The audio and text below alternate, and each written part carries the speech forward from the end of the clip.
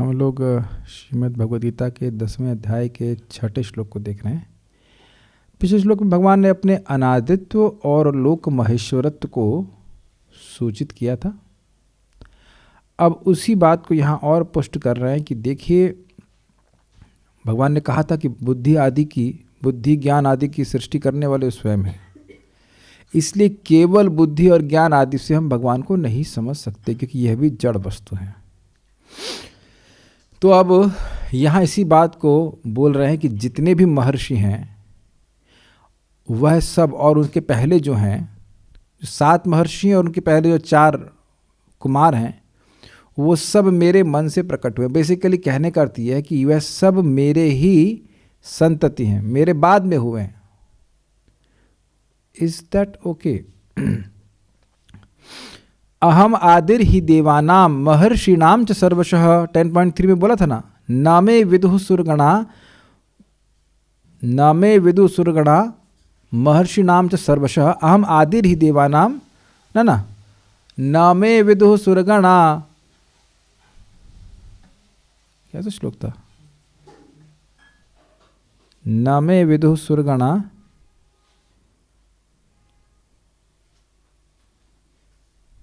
दोनों जगह महर्षि नाम प्रभवम नाम महर्षयः अहम आदिर ही देवानाम महर्षि नाम च सर्वशः। मुझको न देवता जानते हैं न महर्षिगण जानते हैं और मैं सबका प्रभव हूँ। तो इस बात को यहाँ पे बिल्कुल स्पष्ट बता रहे हैं कि कैसे भगवान, कोई भी देवता महर्षियों के पहले नहीं आया है। पहले क्लियर समझ लीजिए। ब्रह्मा जी के बाद 4 कुमार, पहले 4 पुत्र हुए, उनके मन से प्रकट हुए। उन्होंने आगे कोई संतति नहीं उत्पन्न किया, लेकिन शिष्य स्वीकार किए। और 7 महर्षियों की सृष्टि भी ब्रह्मा जी ने करी। तो उसके बाद ही सारे देवता आए हैं। जैसे कश्यप ऋषि के पत्नी है, 13 पत्नी है, उसमें से एक है अदिति। तो अदिति के द्वारा सारे देवता आए हैं। समझ में आ रहे हैं बात? तो इसीलिए यहाँ महर्षियों को बोल दिया है कि महर्षि जो मूल महर्षि हैं वह भगवान से ही आए हैं। भगवान से यहाँ पे अर्थ है ब्रह्मा जी से आए, और ब्रह्मा जी भगवान से आए। तो भगवान के ही स्वरूप हैं। हिरण्यगर्भ उनका कहा जाता है ब्रह्मा जी, उनके वह रजगुण के अवतार हैं। तो उनके द्वारा ये सब लोग आए हैं। तो भगवान कह रहे हैं कि इन सभी के पूर्व मैं था, ये कहना चाहते हैं। तो ये लोग मुझे कैसे जान पाएंगे? मेरे पीछे बोलिए। महर्षया सप्त पूर्वे चत्वारो मनवस्तथा मद्भावा मानसा जाता येषां लोक इमाः प्रजाः महर्षया सप्त पूर्वे चत्वारो मनवस्तथा मद्भावा मानसा जाता येषां लोक इमाः प्रजाः मद्भावा मानसा जाता येषां लोक इमाः प्रजाः महर्षया सप्त पूर्वे चत्वारो मनवस्तथा मद्भावा मानसा जाता येषां लोक इमाः प्रजाः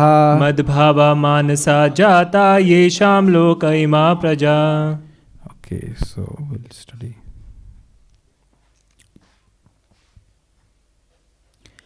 सप्तर्षिगण तथा उनसे भी पूर्व 4 अन्य महर्षि एवं सारे मनो यानी मानव जाति के पूर्वज सब मेरे मन से उत्पन्न हैं, और विभिन्न लोक में निवास करने वाले सारे जीव उनसे अवतरित होते हैं। तो इन सभी के आदि हो गए भगवान। बेसिकली ये सारे लोग ब्रह्मा जी से आए हैं और ब्रह्मा जी भगवान से आए हैं। तो उस अर्थ में वो कह रहे हैं कि मुझसे आए हैं। सप्त महर्षिगण, उनके नाम अभी टीका में बताए जाएंगे। पूर्वे चत्वारः, उनके पूर्व के सनक आदि 4 कुमार, सनक, सनातन, सनंदन और सनत कुमार, ये 4 थे। ये ब्रह्मा जी के प्रथम पुत्र हैं। तथा मनव तथा स्वयंभुव आदि मनुगण, जो कि 14 होते हैं। 7 हो चुके हैं। सबसे पहले स्वयंभुव मनु थे, वह भी प्रकट हुए थे ब्रह्मा जी के द्वारा ही। उनके मन से प्रकट हुए, मतलब उनके देह से प्रकट हुए, ऐसे कह सकते हैं। मद भावा, जिनका जन्म मुझसे हुआ अथवा जिनका प्रभाव मुझसे हुआ। बहुत अच्छा बात है। एक है कि इन सभी का जन्म भगवान से हुआ, और दूसरा इनमें जो प्रजा करने की सृष्टि है, जो उन्हें आगे प्रजा बढ़ाई शिष्य के द्वारा या बायोलॉजिकली कह लीजिए संततियाँ करी, वो दोनों का प्रभाव भगवान से आया। मद भावः, मेरे भाव से, मेरी सत्ता से, तो मेरी सत्ता से आए हैं। तो दो अर्थ यहाँ पे हैं कि एक तो मेरे द्वारा इनका जन्म होता है, और दूसरा जो इनका संतति, अच्छी प्रजा की सृष्टि करने की जो सामर्थ्य है वह भी मुझसे ही आया है। तो दो अर्थ हैं भावा के। भाव का मतलब प्रभाव और भाव मतलब सत्ता। इनकी एग्जिस्टेंस मेरे से आई है, मेरी एग्जिस्टेंस से आई है, और दूसरा है कि मेरे द्वारा इनका प्रभाव आया है। अगर भगवान ना चाहें तो कोई व्यक्ति संतान की मतलब ना तो शिष्य के रूप में कर सकता है और ना मतलब बायोलॉजिकली भी नहीं कर सकता है। मानसः जाता, और जो मेरे मन से उत्पन्न हुए हैं, मतलब दो प्रकार के, एक ब्रह्मा जी के देह से उत्पन्न हुए, एक ब्रह्मा जी के मन से उत्पन्न हुए। लोके, इस लोक में इमः ये शाम प्रजा, ये ब्राह्मण आदि जिनके पुत्र पौत्र आदि। तो ये सारे जो आपने सुना होगा ना ब्राह्मणों के गोत्र होते हैं। आप लोग कौन सा गोत्र है? भारद्वाज। तो भारद्वाज मुनि सप्तऋषि में नहीं, उसके पहले जो होंगे, भारद्वाज मुनि के पिताजी का नाम क्या है? कुछ सुना था, भूल गया अभी मैं, एनी फॉरगेटिंग। तो भारद्वाज मुनि जो हैं वह उनके भी पिता ऐसे करके उन 7 सप्त ऋषियों से ही आए होंगे। तो जो ब्राह्मण हैं, ओरिजिनल ब्राह्मण कौन है? ब्रह्मा जी। ब्रह्मा जी से 7 आए, भाई 4 कुमार तो संतान उत्पन्न नहीं किए, तो 7 जो महर्षि हैं वह भी ब्रह्मा जी से, उन्हीं से ब्राह्मणों की परंपरा उत्पन्न हुई। ये ब्राह्मणों की परंपरा 2 प्रकार की हो सकती है, एक वो जो जन्म के अनुसार वंशावली है, या फिर शिष्य के रूप में स्वीकार किए। एक भक्त बता रहे हैं पराशर भारद्वाज मुनि के पिता हैं या गुरु जी हैं ऐसा? हाँ तो ठीक है, मतलब मुझे नहीं पता इसके बारे में। Yes, like that.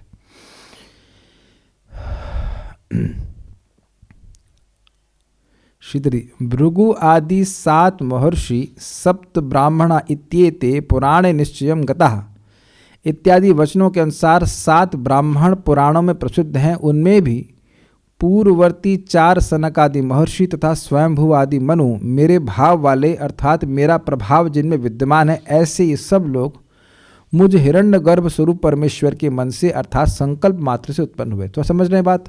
भगवान का हिरण्यगर्भ स्वरूप क्या है? ब्रह्मा जी। तो भगवान ने इच्छा करी और उसके प्रेरित होकर के ब्रह्मा जी ने इच्छा करी, क्योंकि ब्रह्मा जी को सृष्टि करने की शक्ति कौन दिए थे? भगवान दिए थे। वो तपस्या किए, फिर भगवान ने उनको शक्ति प्रदान करी। तो ये भगवान का ही प्रभाव है कि ब्रह्मा जी के मन से ये सारे सप्तऋषि और 4 कुमार प्रकट हुए। जब ब्रह्मा जी की सृष्टि करने की इच्छा हुई तो उनके मन से पहले 4 कुमार उत्पन्न हुए, लेकिन 4 कुमार संतान उत्पन्न नहीं किए, तो फिर वह और महर्षियों की सृष्टि करते हैं। प्रभाव को ही येषाम इत्यादि पद्यांश के द्वारा बताते हैं कि भाई आपके प्रभाव उनमें है, ये कैसे पता चले? तो कह रहे येषाम, देखिए श्लोक देखिएगा, मद भावा मानसः जाता, मेरे भाव अर्थात मेरे प्रभाव से युक्त होकर के मेरे मन से, मेरे संकल्प से उत्पन्न हुए हैं। तो आपका प्रभाव क्या है? तो कह रहे हैं येषाम लोक इमः प्रजा, ये जो ब्राह्मण आदि प्रजा हैं वह इनसे ही आई है। इतना इनका सामर्थ्य था कि अपने ही समान योग्य पुत्रों को उन्होंने उत्पन्न किया। ये भगवान की शक्ति है। ये सब बातें बड़ी अजीब सी लगती होंगी, लेकिन देखिए ये सब बातें बड़े स्पष्ट हैं। दक्ष प्रजापति के भी लड़के हुए, 10,000 लड़के, और उन्होंने उनको स्टैनफोर्ड यूनिवर्सिटी में नहीं भेजा, क्योंकि उस समय स्टैनफोर्ड यूनिवर्सिटी थी भी नहीं वैसे। लेकिन एक पॉइंट ये है कि उन्होंने उनको तपस्या करने के लिए भेजा, ताकि ऐसी संतति उत्पन्न करें जो योग्य हो मोक्ष के लिए। गृहस्थी में जाने के लिए तपस्या करने के लिए बोला। This quite amazing. विवाह भी एक यज्ञ है, ये समझना चाहिए। विवाह is not a license for sense gratification, विवाह is for pleasure of lord. ऐसे संतान उत्पन्न करने के लिए है ताकि कृष्ण भावना भावित हो। मुझे पता है कि इस बारे में तो आजकल कोई सोचता भी नहीं है, लेकिन एक प्रैक्टिकल एग्जाम्पल है। हम नाम नहीं रख रहे हैं, अब एक जानते उस बच्चे का नाम जो हमें सहायता कर रहा है भागवतम में अनुवाद में। तो उनके पिताजी बता रहे थे कि वह उसके जन्म से पहले ही श्रीमद् भागवत में अत्यंत रुचि रखने लग गए थे। भागवतम के कई श्लोक याद करते, उनको पढ़ते, और वो परम पूज्य राधा गोविंद महाराज के शिष्य हैं। तो हमने कहा काम तो गड़बड़ आप ही किए ना। जब आप शादी के पहले ही भागवत में रुचि रख रहे हैं, तो लड़का भागवत में नहीं तो क्या मनोहर कहानी में रुचि रखेगा? स्वाभाविक सी बात है। माँ भी बहुत अच्छी डिवोटी हैं। तो ये प्रैक्टिकल देखा गया कि माता पिता अगर भक्त हैं तो बच्चा भी भक्त हो ही जाता है। आप ये बताइए कि हमारी जो चेतना है वो रोज करने वाले कार्यों से निर्धारित होती है या केवल एक दिन करने वाले कार्य से निर्धारित होती है? सोचते हैं जब गर्भधान करना है तभी सब हरिनाम करना है। अरे जो रोज हरिनाम कर रहे हैं उससे चेतना नहीं परिवर्तित हो रही है? जो प्रसाद रोज खा रहे हैं उससे चेतना नहीं परिवर्तित हो रही है? मैं देखिए केवल लॉजिक या आर्गुमेंट की बात नहीं कर रहा हूँ, एक प्रैक्टिकल बात आप समझते हैं। जब रोज आप 16 माला जप कर रहे हैं तो क्या चेतना उससे चेंज नहीं हो रही? उससे ज़्यादा चेंज होती है। तो अगर वाकई कृष्ण भावना भाई संतान उत्पन्न करना चाहता है तो ये बहुत पवित्र कार्य है। स्वयं श्रील भक्ति सिद्धांत ठाकुर जी का स्टेटमेंट है कि अगर गारंटी होती कि अब भक्त ही बच्चा होगा तो वो 100 बच्चे पैदा करने के लिए तैयार है कि वो आजीवन ब्रह्मचारी रहे। तो ये एक भगवान का अद्भुत प्रभाव है, भगवान का ही प्रभाव है कि ये ऐसे ब्राह्मणों से कोई असुर नहीं पैदा हुए, ब्राह्मण ही पैदा हुए। It's very nice. नहीं तो भक्तिविनोद ठाकुर जी ने क्यों प्रार्थना भगवान से करी थी कि हमें एक ऐसा पुत्र दीजिए जो कृष्ण भावना, कृष्ण भक्ति का प्रचार पूरी जगह करे। सब लोग अगर नहीं भी जानते तो आप जान लीजिएगा। So you can see one thing, irresponsibility is not encouraged anywhere in any ashram, in any situation in Vedic life.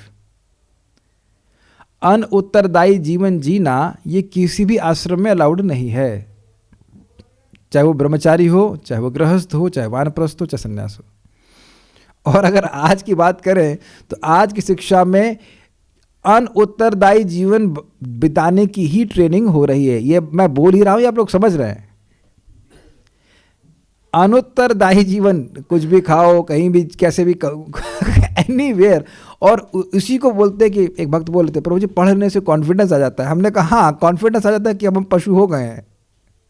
We are proper animals now, we are confident. तो ये बात यहाँ भगवान बोल रहे हैं कि मेरे प्रभाव से ऐसा हो। प्रभाव को ही ये शाम से बोल रहे हैं, ये शाम लोक इमहा प्रजा, जितनी भी प्रजा हुई वह इनके ही द्वारा हुई और ये मेरा प्रभाव ही था। प्रभाव को ही ये शाम इत्यादि पद्यांश के द्वारा बताते हैं। जिन भृगु आदि, सनक आदि और मनुओं की यथा योग्य पुत्र पौत्रादि एवं शिष्य प्रशिष्यादि के रूप में लोक में बढ़ी हुई ये ब्राह्मण आदि प्रजा उत्पन्न हुई। यहाँ एक बात मैं छोड़ दिया, देखिए, अगर कोई टीचर प्रभावशाली है, कैसे मालूम चलेगा कि टीचर प्रभावशाली है? मैं आध्यात्मिक टीचर की बात कर रहा हूँ। कैसे मालूम चलेगा कि आध्यात्मिक टीचर में दम है? अगर कहा जाए तो यस, उसके शिष्य को देखकर कि क्या उसके शिष्य में दम है कि नहीं। जैसे सूत गोस्वामी जी अद्भुत हैं तो कह रहे हैं कि ब्रह्मर्षि भूरि तेजसा, वो अपने गुरु महाराज सुखदेव गोस्वामी को स्मरण करते कि बहुत अधिक तेजस्वी से, उनसे जो मैं पढ़ा, जितना मुझे समझ में आया वह बोल रहा हूँ। तो सूत गोस्वामी को कितना समझ में आ रहा है, ये आपको समझ में आ रहा है कितना अद्भुत है। एक बार भागवत सुने और सारे श्लोक को याद कर लिए, और लोग याद भी किए, उसको बोल भी सकते हैं। मुझे तो अब यही श्लोक का आधा भाग याद नहीं रह रहा है, या ये 10.3 अभी तो पढ़ाया था, ये भूल जा रहा है। ये हम लोग की स्थिति है। This is very good because this makes us humble. We have no qualification. Kalyug में हमारी कोई योग्यता नहीं है, कुछ भी नहीं है, सब भूल जाते हैं। कोई नया शास्त्र पढ़ने की जरूरत ही नहीं, वही दोबारा पढ़ाते रहेंगे, थोड़ा नया श्लोक है, नया श्लोक लगेगा, सबको नया, सब भूल जाते हैं। What to do. तो अब ये थोड़ा समझने वाली बात है कि न सिर्फ उनके पुत्र पौत्रादि बड़े प्रभावशाली, बड़े दिव्य हुए, अभी तो उनके शिष्य भी इस प्रकार से हुए। तो यह भी भगवान का ही प्रभाव है कि जो तेज गुरु में है उस तेज को वह शिष्य में स्थापित कर सके, उसको तप के लिए प्रोत्साहित कर सके।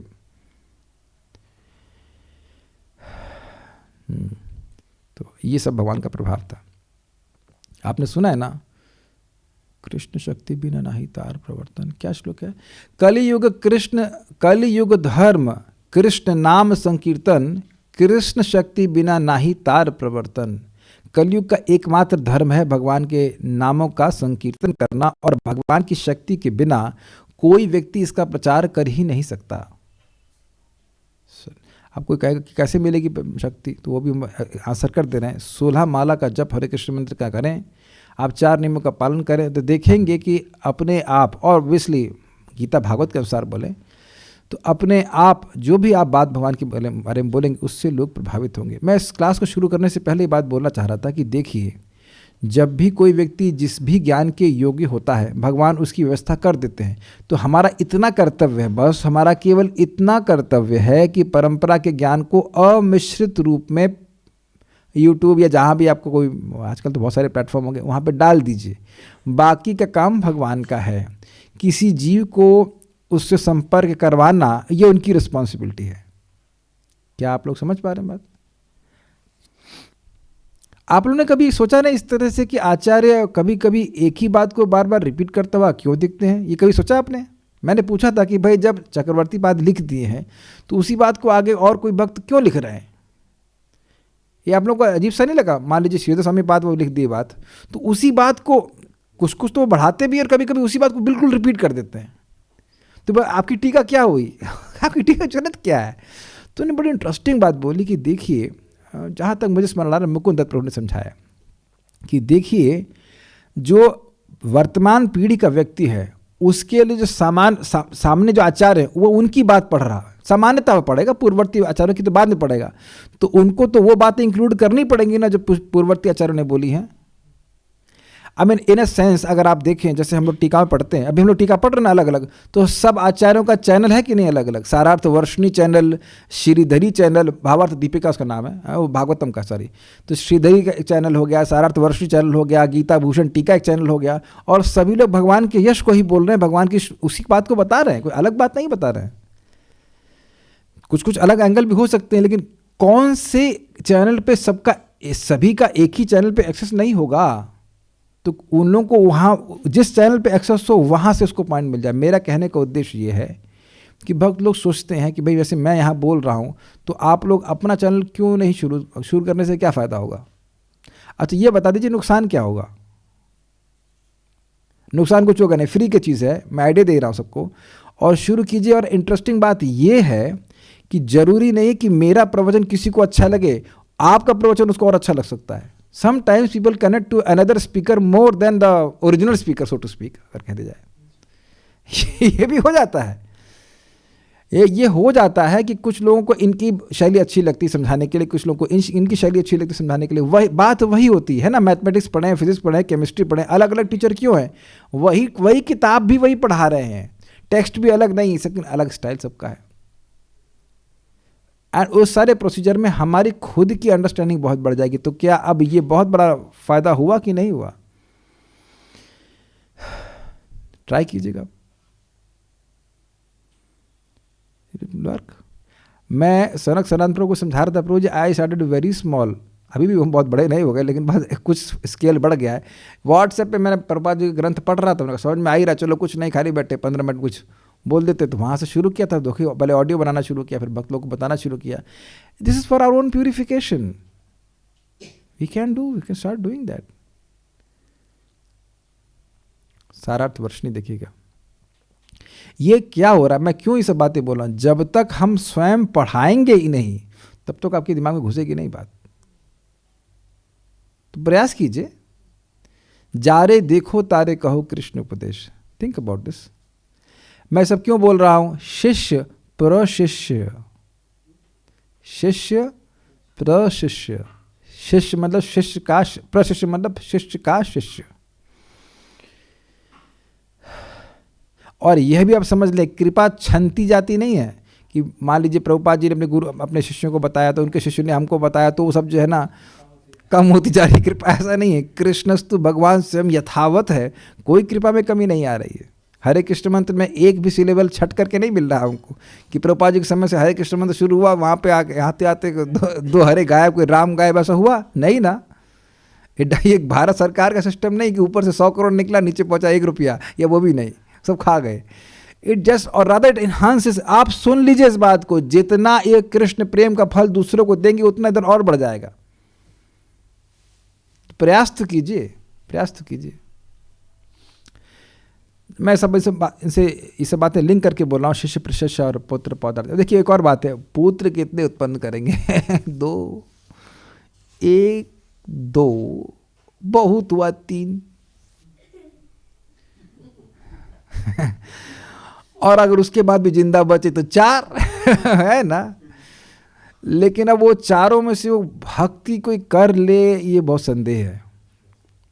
लेकिन अगर इस ज़माने में आप देखें कि किसी को कृष्ण भावना के बारे में बताएं तो वो ज़्यादा सुन लेता है बात। गलत तो नहीं कह रहे हैं ना, ये गलत क्या कह रहे हैं, सामने दिख ही रहा है कि जितना लोग गुरु जी की बात मान लेंगे पापा जी की बात नहीं मानते, है ना? कोई विरोध? आप में से मैं मानता हूँ कि भाई लोग मेरी बात अधिक मान लेते हैं। भाई मैं बोलता हूँ सुबह उठो, उठ जाते हैं। बाप कभी बोलता 4 बजे उठने के लिए उठने वाले थे, आप नहीं उठते ना, ऐसे नहीं उठते ना। एक व्यक्ति हाथ खड़ा कर दीजिए पिताजी के बोलने पे 4 बजे उठाओ नहीं उठते। हम यहाँ डांट भी देते हैं, अच्छा अंकित प्रभु उठे थे, चल ठीक है कोई बात नहीं, लेकिन वैसे तो कोई नहीं उठा, हम खुद ही नहीं उठे, कौन उठेगा? लेकिन टीचर की बात पे, महाराज लोग की बात पे या जो सुपीरियर्स की बात पे उठते हैं। ज़्यादा आज्ञाकारी हैं हम लोग शिला प्रभुपाद जी के, उनके अनुयायियों के ज़्यादा आज्ञाकारी, बहुत ज़्यादा है एक्चुअली। प्रसाद ही खाना है इत्यादि इत्यादि। तो ये वाला प्रोसीजर बड़ा अच्छा है संतान उत्पन्न करने का। एक कह रहे हैं पिताजी बोलते हैं उठो मत सो जाओ, तब भी तो आप नहीं मानते तो यही तो बोल रहा हूं कि पिताजी की बात नहीं मानते ना। पिताजी की बात मानेंगे कम प्रोबेबिलिटी है, लेकिन टीचर की बात मान लेते हैं। ठीक है, सारार्थ वर्षणी। इससे पहले मैं आगे जो एक पॉइंट बताना भूल गया, बहुत अच्छा पॉइंट था, I mean it is very striking. मुझे किसी भक्त ने भेजा था, मोक्ष रूपा माता जी ने भेजा था कि देखिए हम लोग आज तक जो भी परिवर्तन किए हैं वो संगति से करे हैं। कोई भी गुण हम में अपने आप अकेले बैठे नहीं आया है, एक्सेप्ट ईटिंग एंड स्लीपिंग का, वो तो स्वतः सिद्ध होता है। This is amazing, this is shocking, this is shocking. I mean आपको बात बहुत सिंपल लग रही है, लेकिन दिस इज एक्चुअली शॉकिंग कि कोई भी गुण, चाहे सद्गुण और चाहे असद्गुण, गलत दुर्गुण, वह केवल संगति से आया है। मैं ये क्यों बोल रहा हूँ, ये दिख रहा है आपको कि नहीं दिख रहा है? भगवान का ऐसा प्रभाव था कि स्वयंभू मनु में, ब्रह्मा जी में, इन महर्षियों में ऐसी शक्ति दिए कि अपने संग से उनने एक तेजस्वी ब्राह्मणों की परंपरा को शुरू कर दिया। This is amazing. और जब आप प्रभुपाद जी की तात्पर्य, आचार्यों के तात्पर्य पढ़ते तो उनकी संगति मिलती है, तो हम लोग परिवर्तित होते ही जा रहे हैं। This is very nice. ये संग आपको अच्छा लगता है, इसीलिए तो बहुत सारी चीजों का संग छोड़ करके यहां पर आते हैं, बताइए, है ना? बहुत सारी चीजें, कुछ भी एनी नॉनसेंस और anything could have been done. Amazing. हमको ये लाइन बहुत अच्छी लगी थी। आप लोगों को कैसा लग रहा है? आज तक एक भी सद्गुण दुर्गुण नहीं आया अगर संगति उस व्यक्ति से ना करें। तो कोई सोचे हम अकेले बैठकर भक्ति कर लेंगे, बहुत टफ है। करके देख लीजिए, इस जन्म में नहीं होने वाला, होता नहीं है, चेंज नहीं होता कुछ भी। नेक्स्ट देखते हैं। जैसे मैं देखा तनिष्क प्रभु का, हम नाम ले रहे हैं, उनकी संगति करते करते हम बहुत जान गए। यहाँ तक कि वो बोल, हमें पूछा एक बार कि ब्रो ये क्या रिपोर्ट, क्या सीन आ रहा है? तो कह रहे आपका हार्ट पे कुछ इशू है। हमने कहा ये तो मुझे पहले रिपोर्ट देख के ही मालूम चल गया, आप कुछ नई बात बताओ। उन्होंने कहा just associating with that person who is knowledgeable, you become proficient in that knowledge. जबकि हम आयुर्वेद थोड़ा ना पढ़े हैं, इससे बात बढ़ता है, इससे ये बढ़ता है, सब अब सब्जी लेने जाता हूँ तो याद रहता है, सूरन से बात बढ़ता है, कटरा कम होता है, आलू से बात बढ़ता है, इतना आलू ले लो, इतना बात बढ़ा। This how your mind becomes processed by this, just not even reading a single text of Ayurveda. मैं कुछ नहीं पढ़ा आयुर्वेद, लेकिन सुन सुन कर व्यक्ति को ज्ञान हो जाता है, उसके इंक्लिनेशन चेंज हो जाते हैं। मैं एक एग्जाम्पल बहुत नॉर्मल से ले रहा हूँ। ऐसे व्यक्ति जिन लोगों का संगति करेगा वो भक्त बनेगा, और अगर संगति नहीं करेगा तो वह भक्त बन ही नहीं सकता। कृष्ण भक्ति मूल होए साधु संग, ये इंपॉर्टेंट बात है। तो मैं संघ की बात कर रहा हूँ कि संघ कितना प्रभावशाली हो गया। अरे इनकी तो बात छोड़िए, नित्यानंद प्रभु इतनी अद्भुत है कि डकैत का उद्धार किए और फिर उससे उम्मीद कर रहे कि वह प्रचार भी करे। वो कह रहे हैं धर्म पथ गया लहो हरि नाम, तुम धर्म के पथ पे चलो। डकैत से बोल रहे हैं, धर्म की खूब पहले पिटाई की उसके साथ, कह धर्म के पथ पे चलो और तुम धर्म के पथ पे चलोगे, हरिनाम करोगे तो दूसरों का परित्राण कर लोगे। This is too much. डकैत अपना ही उद्धार कर रहे तो बहुत बड़ी बात है, लेकिन उसको उद्धार करके कह रहे प्रचारक भी बनो, तुम लीडर होना, तुम गैंग के सारे गैंग के लोगों को भक्त बनाओ। This is how magnanimous Nityananda Prabhu is. Sarartha Varshini. बुद्धि ज्ञान असमूह आदि को अपने तत्व ज्ञान में असमर्थ बताकर तत्वतः भी उनके असमर्थ को दिखा रहे हैं। क्या मतलब हुआ? उन्होंने कहा कि बुद्धि ज्ञान आदि की सृष्टि मैं करता हूं। अब वह कह रहे हैं कि देखो इन लोगों के पास कितनी बुद्धि है। मरीचि, भृगु। अब भृगु जी तो अद्भुत है, ऐसी संहिता लिख दी है जिसपे सबका भविष्य लिखा हुआ है, सबका भविष्य। तो जो भृगु आदि ऋषि हैं वह सब लोग अत्यंत सामर्थ्य से युक्त हैं, बुद्धि की दृष्टि से, असम्मोह की दृष्टि से, वो मोहित नहीं हैं, ज्ञान की दृष्टि से। और ज्ञान का एग्जाम्पल मैंने आपको दिया कि वो कैसे ऐसी संहिता लिख दी जिससे सबका भविष्य लिख दिया जाएगा, और exact, quite exact, unless they are devotees. तो अब ऐसे व्यक्ति का ज्ञान भी भगवान को नहीं समझ पाएगा। एक भक्त ने भी करेक्शन भेजा कि पराशर जी है वो व्यास जी के पिताजी, वो तो भारद्वाज के नहीं। हमको पता था ये बात, हमने इसीलिए तो स्वीकार नहीं किया था। तो ये समझ रहे हैं कि हम लोग कितने मोहित हैं। We can understand Krishna capabilities. Radha Rani माता जी, आप लोग भरद्वाज हैं, आप लोग को पता होगा ना भरद्वाज जी के गोत्र में भरद्वाज जी के पापा कौन है? जस्ट प्रभु जी को बोलिए, बताएं हमको इसके ऊपर कौन उनके पिताजी हैं, भारद्वाज के ऋषि के पिताजी कौन है? मरीचि आदि सप्त ऋषि, उनके भी पूर्व के सनक आदि 4 कुमार और स्वयंभू आदि 14 मनु मुझसे ही अर्थात हिरण्य गर्भात्मक मुझसे उत्पन्न हुए, मतलब ब्रह्मा जी से उत्पन्न हुए। वे मेरे मन इत्यादि से उत्पन्न हुए हैं। मरीचि आदि एवं सनक आदि के पुत्र पौत्र आदि रूप में तथा शिष्य प्रशिष्य रूप में ब्राह्मणादि संततिगण पृथ्वी में वर्तमान है। बेसिकली पॉइंट ने ये कहा, बाकी तो टीका कॉमन है, देख रहे हैं कॉमन है, सेम है। एक बात जो महत्वपूर्ण ये थी कि इन लोगों के सामर्थ्य से समझ लेना चाहिए कि व्यक्ति केवल अपने सामर्थ्य से भगवान को नहीं समझ सकता है। गीता भूषण टीका। इस श्लोक में भी भगवान यही वर्णन कर रहे हैं कि किस प्रकार सब कुछ उनसे ही आता है। स्पष्ट है, भृगु आदि 7 महान ऋषि और उनके पहले सनक आदि 4 कुमार, अर्थात ये 11 लोग और साथ ही स्वयंभू मनु से प्रारंभ करके 14 मनु अर्थात कुल 25 लोग मेरे हिरण्य गर्भ रूप यानी ब्रह्मा जी के मन और अन्य अंगों से उत्पन्न हुए हैं। जैसे कि अब नारद जी भगवान ब्रह्मा जी के हृदय से उत्पन्न हुए हैं।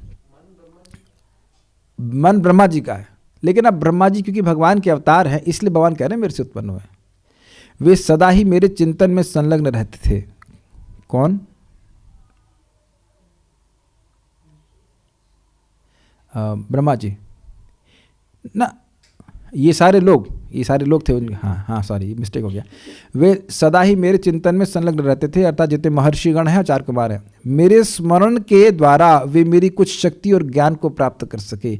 ये बात देखिए अब इसमें अलग आई है ना, इस इंटरेस्टिंग कि ये जो इनका प्रभाव उत्पन्न हुआ विभिन्न प्रकार के तेजस्वी शिष्यों को उत्पन्न करने का या विभिन्न तेजस्वी पुत्रों को उत्पन्न करने का, कैसे आया? भगवान के स्मरण से, यानी कि भगवान के श्रवण कीर्तन स्मरण आदि से वे शुद्ध हुए तो उनको वो तेज आया। इसीलिए अब देखिए ना, संतान उत्पन्न करने के लिए अगर कोई व्यक्ति प्रयास कर रहा है तो उसे बोला जाता है कि हरे कृष्ण मंत्र जपे।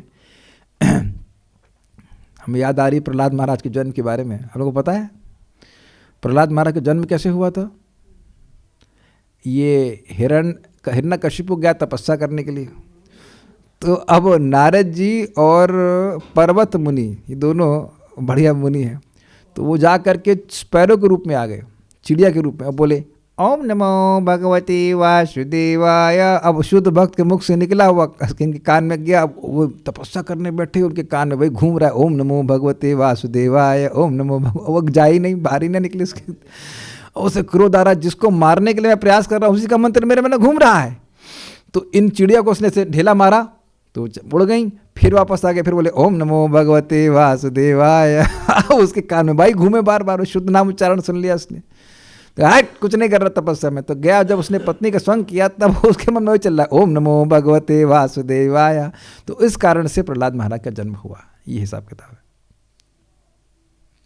तो ये मेरे स्मरण के द्वारा वे मेरी कुछ शक्ति और ज्ञान को प्राप्त कर सके। This is very interesting. भगवान का स्मरण करना, ये जो नामोच्चारण है, ये भगवान का सर्वश्रेष्ठ स्मरण है। और आप देखेंगे कि अद्भुत शक्तियाँ व्यक्ति को आने लगती हैं। इसको हमने प्रथम स्कंद में सुना था नारद जी के मुख से।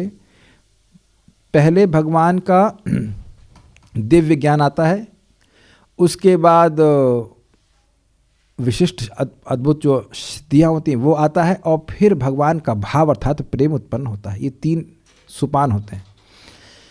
तो भगवान का नाम उच्चारण करने से सर्वश्रेष्ठ तप है, तपस्या के द्वारा व्यक्ति को इस प्रकार की सिद्धियां मिलने लगती है। नोट, सप्तऋषि है भृगु, मरीचि, अत्रि, पुलस्त्य, पुलाह, क्रतु और वशिष्ठ। ब्रह्मऋषि भी तो 7 हुए ना, ये तो है ना सब 7 ब्रह्म ऋषि।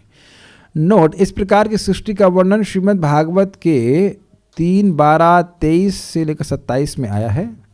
ब्रह्मा जी के विचार से नारद जी का जन्म हुआ, जो उनके शरीर का सबसे अच्छा हिस्सा है। वशिष्ठ का जन्म उनकी श्वास से हुआ। एक बार जरा सांस छोड़िए, कुछ नहीं हुआ। समझ में आ गया? So be humble, we are not Brahma ji, कुछ नहीं हुआ। ओके। दक्ष का अंगूठे से,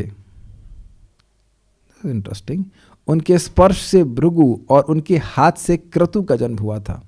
उनके कानों से पुलस उत्पन्न हुआ। हमारे कानों से क्या उत्पन्न होता है, not to mention in the class. उनके मुख से अंगीरा, उनकी दृष्टि से अत्रि, उनके मन से मरीची होना चाहिए, मरीची होना चाहिए, और उनकी नाभि से पुलाह उत्पन्न हुए। महान देवहूति के पति ऋषि करदम ब्रह्मा की छाया से प्रकट हुए। सब बातें बड़ी अजीब सी लगती है, लेकिन समझना चाहिए कि हर चीज़ हमारे लॉजिक से नहीं चलती है। यस, इस प्रकार सभी ब्रह्मा के शरीर या मन से प्रकट हुए। जो भी ब्राह्मण या क्षत्रिय हैं वे व अन्य भी, वे सब इन 25 के वंशज हैं, या तो विद्या के द्वारा या संतति के रूप से। मैंने एक बात क्लियर नहीं करी, ब्राह्मण आदि को मैंने बोला तो ऐसा लग रहा है कि केवल ब्राह्मणों का जन्म हुआ, लेकिन ऐसा नहीं है। आप जानते हैं सोमवंशी क्षत्रिय और सूर्यवंशी क्षत्रिय सुनते हैं ना, तो इनका भी अभी विवस्वान है, और जो देवता है वह भी तो ऋषि के पुत्र हुए ना। कश्यप ऋषि के पुत्र हुए, अदिति से देवता, तो देवताओं का ही वंश आ रहा है क्षत्रियों के रूप में, तो क्षत्रियों की प्रजा भी उसी से उत्पन्न हो रही है। ये बात बोल रहे हैं। यहाँ तक कि अब सर्प भी तो कश्यप ऋषि के ही बेटे हैं। कश्यप की पत्नी का नाम था कयाद्रु, नहीं झगड़ा करके भी, हाँ कयाद्रु था, कयाद्रु के ही बेटे सर्प के रूप में। ना क्या बोल रहा हूँ मैं, कयाद्रु तो उधर हिरण्यकश्यप की पत्नी थी। दनु नाम तो नहीं, नाम भूल रहा हूँ। किसके बीच में झगड़ा हुआ था वो है? एक थी दिति, अदिति, दनु, किसके बीच में झगड़ा हुआ? जो वैंते की माँ का नाम क्या है? विनीता। और विनीता का एक से झगड़ा हुआ था, मैं नाम भूल रहा हूँ, किसी को पता हो तो बताइएगा। वह सर्पों की माँ थी, कद्रु ही थी। हाँ कयादु नहीं, कद्रु, यस कद्रु थी।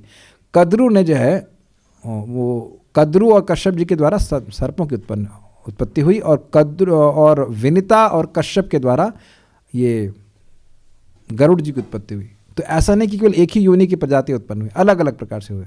ठीक है, तो एक वक्त बता रहे कि Brihaspati is the father of Bharadwaj. Yes, quite possible. कहाँ गए ये 25 हम लोग कुछ छोट नहीं, तात्पर्य भगवान यहाँ पर ब्रह्मांड की प्रजा का आनुवंशिक वर्णन कर रहे हैं। ब्रह्मा परमेश्वर की शक्ति से उत्पन्न आदि जीव हैं, जिन्हें हिरण्यगर्भ कहा गया जाता है। ब्रह्मा से 7 महर्षि तथा इनसे भी पूर्व 4 महर्षि सनक, सनंदन, सनातन तथा सनत कुमार एवं सारे मनु प्रकट हुए। क्लियर हो गया कि भगवान जब कह रहे हैं कि मेरे द्वारा प्रकट हुए, इसका मतलब है भगवान के विस्तार ब्रह्मा जी उनसे प्रकट हुए। ये 25 महान ऋषि ब्रह्मांड के समस्त जीवों के धर्म पथ प्रदर्शक कहलाते हैं। असंख्य ब्रह्मांड हैं और प्रत्येक ब्रह्मांड में असंख्य लोक हैं, और प्रत्येक लोक में नाना योनियाँ निवास करती हैं। ये सब इन्हीं 25 प्रजापतियों से उत्पन्न है, सारे ब्रह्मांडों की नहीं। एक ब्रह्मांड के जो प्रजापति है उनसे प्रजा उत्पन्न होती है। ये नहीं कि ये 25 प्रजापति सारे ब्रह्मांड के प्रजाओं को उत्पन्न कर दिए, ऐसा नहीं बोला जा रहा है। एक ब्रह्मांड की is understood, but may be just point of clarification, तो इसलिए मैं बोल दे रहा हूँ। कृष्ण की कृपा से 1000 दिव्य वर्षों तक तपस्या करने के बाद ब्रह्मा को सृष्टि का ज्ञान प्राप्त हुआ।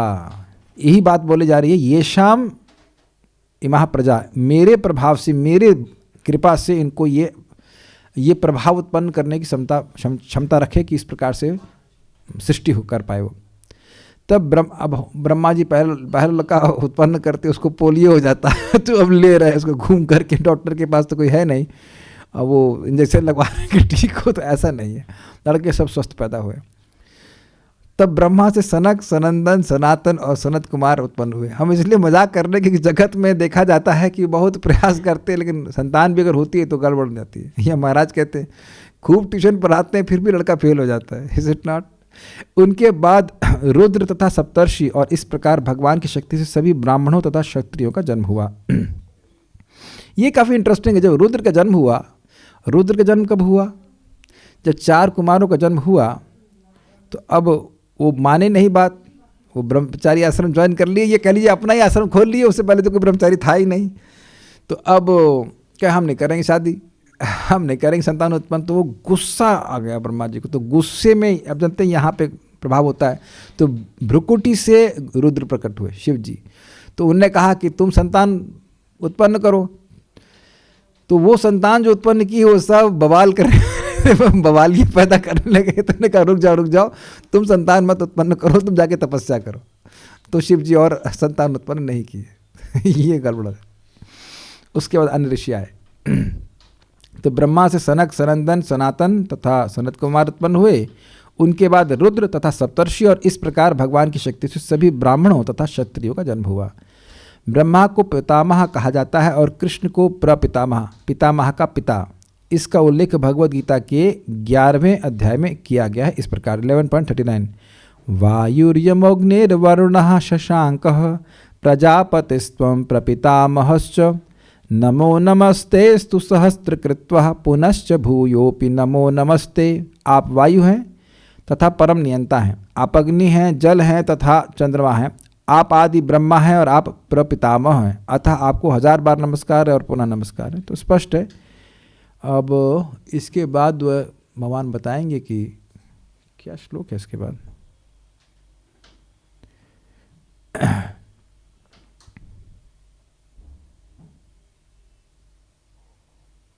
एक मिनट रुकिएगा। इसके बाद भगवान कहेंगे, बड़ा इंटरेस्टिंग लिंक है। इसके बाद क्या कहते हैं, हाँ,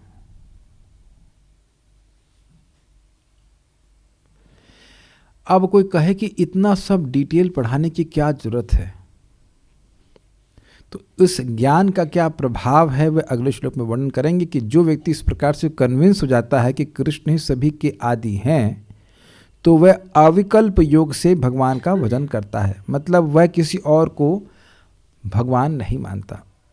अब एक यहाँ पे एक बात, यहाँ गीता की रोक करके गीता से संबंधित बात कहूँगा।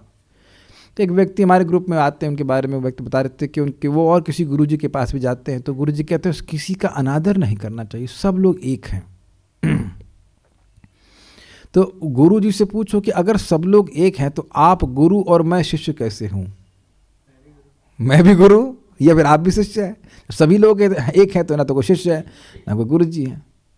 और अगर सभी लोग एक हैं तो आप भी गुरु हैं, मैं भी गुरु हूँ, तो आपकी बात क्यों मानूँ मैं? ना आप मेरी बात मानिए ना मैं आपकी बात मानूंगा। हम तो बराबर है ना? बराबर नहीं, हम लोग एक ही हैं। आप अपने आप को ही क्लास दे रहे, आप किसी दूसरे व्यक्ति क्लास नहीं दे रहे। ये कभी कोई सरकार का प्रचार करे ना तो ये महामूर्खता वाला प्रचार है। दूसरा बात, उन्होंने कहा बेटा किसी का अनादर मत करो।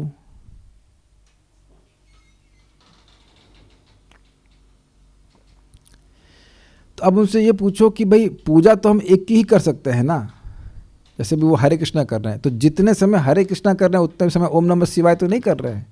तो शिव जी का अनादर हुआ कि नहीं? अगर उनकी फिलॉसफी पकड़ें तो ओम नमः शिवाय कर रहे हैं तो भगवान की पूजा तो नहीं कर रहे हैं ना, या गणेश जी की नहीं कर रहे हैं। इतने करोड़ देवता हैं। अगर आप कहें कि अगर आप ये कहें कि भाई हम अनादर मत करो, तो किसी ना किसी देवता का अनादर तो हो ही जाएगा ना। लेकिन अगर वाकई किसी का अनादर नहीं करना है तो भगवान को देना चाहिए, उससे सबको मिलता है, उससे सब प्रसन्न हो जाते हैं। तो देखिए एक बात बड़ी इंपॉर्टेंट है, हरे कृष्ण मंत्र के जप के साथ साथ अगर कोई व्यक्ति इस सिद्धांत को क्लियर नहीं करेगा तो वह नामापराध के स्तर पर ही बना रहेगा।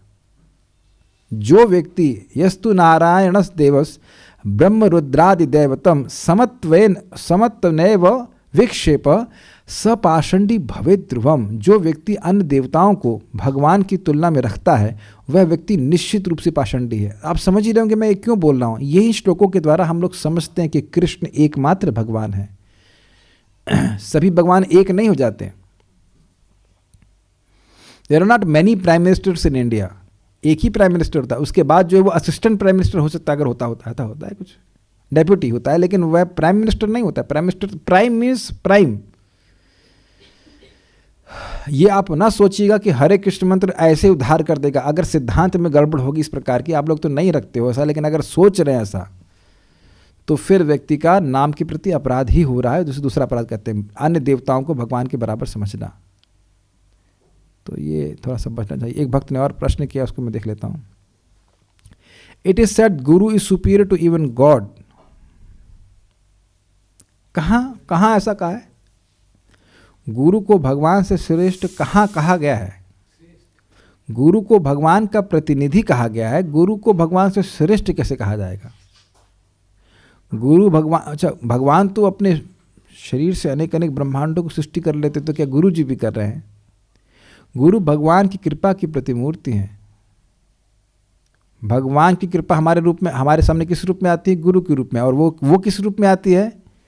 गुरु की कृपा किस रूप में आती है? He convinces us that we are not wasting our time when we are doing devotional service and this is the mercy we have to give to others. गुरु की एकमात्र कृपा जो है, हमको बड़ा अच्छा उत्तर लगा, वो ये है कि वह हमें कन्विंस करें कि हम अपना समय नहीं बर्बाद कर रहे हैं जब हम भगवान की भक्ति कर रहे हैं। हमको बहुत अच्छा लगा ये पॉइंट, मतलब बहुत ही अच्छा पॉइंट लगा। हरिराम प्रभु से मैंने पूछा, अरे क्या है भाई ये? या एक और भी आप जानते हैं, यद ज्ञात्वा पुनर्मोहम एवं यास्यसि पांडव, तुम गुरु से ज्ञान प्राप्त करके दोबारा मोह को प्राप्त नहीं करोगे। आज बहुत सुंदर बात प्रभुपाद कह रहे हैं, तद विज्ञानार्थम स गुरुम एवाभिगच्छेत श्रोत्रियम ब्रह्मनिष्ठम। वो ने कहा कि भगवान का विज्ञान प्राप्त करने के लिए उपनिषद का मंत्र है, तद विज्ञानार्थम गुरुम एवाभिगच्छेत। भगवान का विज्ञान प्राप्त करने के लिए गुरु के पास जाना चाहिए। भगवान का ज्ञान प्राप्त करने के लिए भगवान के पास नहीं जाना चाहिए।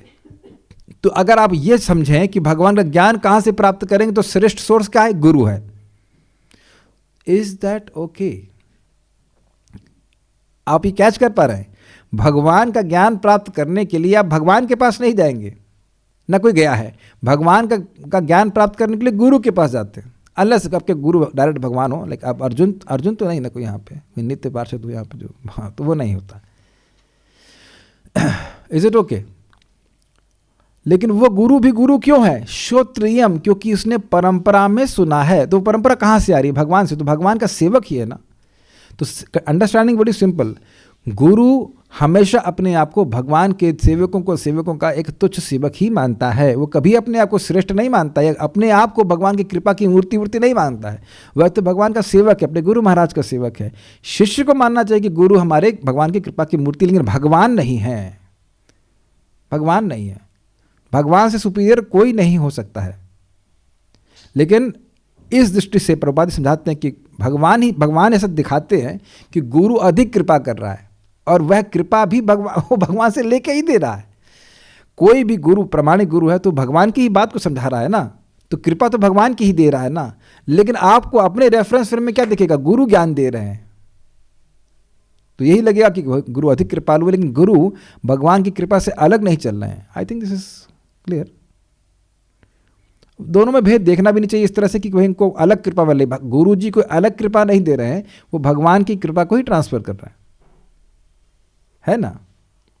जैसे यहाँ जितने भी सॉकेट हैं उन्हीं से बिजली मिल रही है। अब हम लोग सीधे तो अपना तार लेकर के पावर हाउस में जाते नहीं, वो सप्लाई दीजिए सीधे हम पावर हाउस से। एक मिनट, क्या हम लोग कभी ऐसा किए हैं कि बिजली आ रही हो तो लिया तार जोड़ना शुरू किया, सीधे पहुंच गए पावर हाउस पे, और ये बिजली दे दीजिए, कनेक्शन दे दीजिए? क्या घर में तुम्हारे कनेक्शन दिया तो है, वो सीधे पावर हाउस से ही तो आ रहा है। तो जो सॉकेट है ये हमें सीधे पावर हाउस की तो सप्लाई दे रहा है कि किसी और की सप्लाई दे रहा है? तो वो जो सुना है वो गलत भी नहीं है, लेकिन वो केवल एक अंश में है। गुरु भगवान की कृपा का प्रतिनिधित्व कर रहा है। ऐसा नहीं कि गुरु अब परमात्मा बन गए हैं, गुरु सब कुछ जानते हैं, उनके शरीर के देह से सब कुछ प्रकट हो रहा है, नहीं, ऐसा भी नहीं है। Okay, so will stop. कुछ पूछ रहे हैं? हरे कृष्ण प्रभु जी। प्रभु जी, सारा वर्षनी में वो मेरा मन इत्यादि से इस पे ऐसा प्रतीत हो रहा है कि भगवान बोल रहा है उनका मन, जबकि गीता। अरे बाबा, उनका मन का मतलब उन्हीं के, ब्रह्मा जी से ये पूछ लीजिए कि आपके मन से ये कैसे उत्पन्न हो रहे हैं, तो कठिन ये वर्णन नहीं किया जा रहा है कि कैसे हो रहे हैं। उनके पास एक अचिंत्य शक्ति आ रही है और वह भगवान से आ रही है। जब ब्रह्मा जी की उत्पत्ति हुई तब तो उनसे बहुत सारे लोग नहीं पैदा हो गए ना, तो सृष्टि की शक्ति उन्हें कैसे प्राप्त हुई? तपस्या करके। तो वो जो उनके मन में शक्ति आई है संतति उत्पन्न करने की, वो कहाँ से आई? भगवान से। ये तो बोला मदभाव मतलब मेरा प्रभाव। श्री स्वामी से लीजिए इसको। अब आप सोच लीजिए कि वैसे आज मैं सोच रहा था मन में कि हम क्या सोच रहा था, हाँ हमें मन में सोचा 10,000 भक्त बैठे हुए हैं और उनको हम ग्रेप जूस पिला रहे हैं, बड़ा अच्छा होता है, ट्राई करना था। ऐसा तो नहीं कि मेरे मन में सोचने मानने मात्र से ग्रेप जूस आ गया और हम पी रहे हैं दर दर दर दर, नहीं। पुण्य मिल गया एक अच्छी बात थी, लेकिन अब संभव नहीं है ना। लेकिन ब्रह्मा जी चाहेंगे तो ऐसा कर लेंगे। जैसे आप जानते हैं हिरण्यकशिपु ने तपस्या करी, ब्रह्मा जी को संतुष्ट किया, उसका पूरा शरीर समाप्त हो गया था और ब्रह्मा जी अपना जल लिए, छिड़क दिए और पूरा ठीक हो गया। हम लोग को तो बहुत दवा लेनी पड़ती है ठीक होने के लिए। ऐसा तो नहीं कि हम अपना जल लिए हाथ में से छिड़क लिया और ठीक हो जाए, नहीं होता, नहीं। तो ये शक्ति उनमें, मन में ऐसी शक्ति भी भगवान ही भरे हैं। This is very powerful. मद भावा, मेरे प्रभाव से उनमें ऐसी शक्ति आ रही है। तो हम अगर सीधे भगवान से कनेक्ट करें by this chanting, how much powerful we become. सबसे कठिन कार्य पता है क्या है जो हो गया हमारे साथ में और आप लोगों के साथ में? किसी जीवात्मा के हृदय में भक्ति के पथ में श्रद्धा को क्रिएट करना, ये सबसे कठिन कार्य है। और आप लोग देखेंगे कि ये तो आसान है, और सही में आसान है। एवरेस्ट पे चढ़ो, ये सब कुछ करो, लेकिन वह भजन नहीं करेगा और किसी के हृदय में भजन में श्रद्धा उत्पन्न कर देना, ये एक्चुअली नेक्स्ट टू इम्पॉसिबल है, नेक्स्ट टू इम्पॉसिबल। लेकिन इस श्रीमद् चैतन्य महाप्रभु की कृपा से, परंपरा की कृपा से ये हो रहा है। It is really mystical, really mystical, कि लोग कन्विंस होते जा रहे हैं हरे कृष्ण मंत्र से, इस भक्ति की प्रशस्त से। आप लोग कभी विचार नहीं करते हो कि आप लोग को भगवद्गीता की बात सत्य क्यों लगती है? क्योंकि ये जो बातें यहाँ पे हैं, इसको वेरीफाई करने का तो कोई तरीका है नहीं कि ब्रह्मा जी से कोई पैदा हुआ नहीं हुआ, ऐसे पैदा हुआ, ब्रह्मा जी हैं कि नहीं है। लेकिन आप सब लोग की सहज श्रद्धा है ये, और ये बात बिल्कुल सत्य है। लेकिन आप केवल श्रद्धा से इसको स्वीकार कर सकते हो। मैं भी श्रद्धा से ही स्वीकार कर रहा हूँ और ये बातें और सत्य ही लगती जा रही हैं, सत्य है भी। It is interesting, very interesting. तो ये महाप्रभु की कृपा से है और परंपरा की कृपा से है। So we'll stop here.